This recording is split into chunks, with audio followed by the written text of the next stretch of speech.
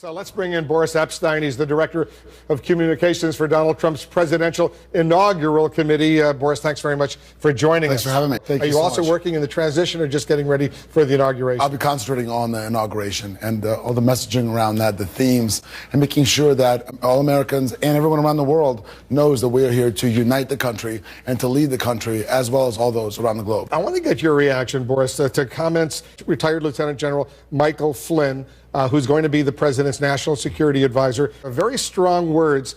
Speaking of Islamism, he says it's a vicious cancer in the body of all Muslims and has to be excised. He says we are facing another ism, just like we faced Nazism and fascism and imperialism and communism. This is Islamism. It is a vicious cancer inside the body of 1.7 billion people on this planet, and it has to be excised. This is what he said in a speech last August. Those are going to certainly inflame a lot of people when they hear that. Well, you'd have to ask General Flynn about those words, but I've gotten to know General Flynn personally. He's someone who is obviously a great patriot, someone who has served this country bravely and has never been afraid to speak truth to power. As far as those comments, he's likely taken out of context, but what we're talking about is somebody who is a patriot, is somebody who's going to serve this country extremely well, make sure that we are protected.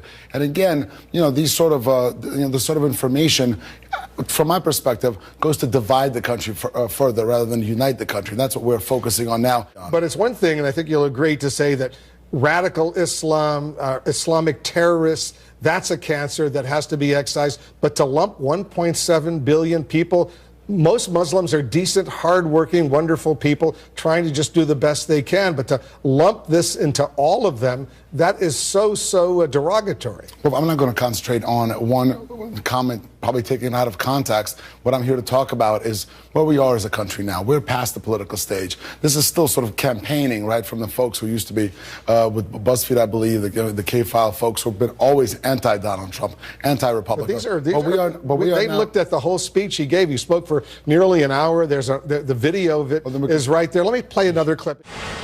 We are facing another ism, just like we face Nazism and fascism and imperialism and communism. This is Islamism, and it is a vicious cancer inside the body of 1.7 billion people on this planet, and it has to be excised. So, and we should not, again, we should not fear this idea. We should define it clearly, and we should go after it. You agree with him, though, because you've studied this closely, that this cancer exists inside the body of 1.7 million Muslims living here in the United States and around the world? And my response is still the same, that it's taken out of context. We're not talking about the whole speech here. And General Flynn is somebody who served this country greatly and will continue to do so. And again, this is the kind of rhetoric that's not helpful.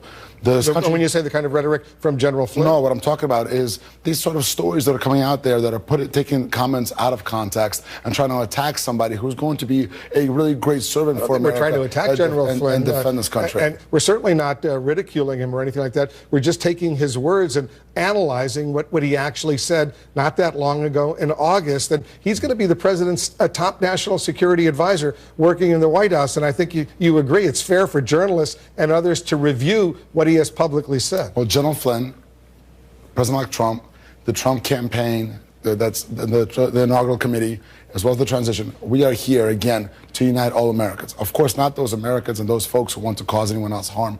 We are here to push forward with unity, to make America great, which is not just a slogan, it's something that we're really going to do, and that's why the American people chose Donald Trump and Governor Pence to lead this country forward.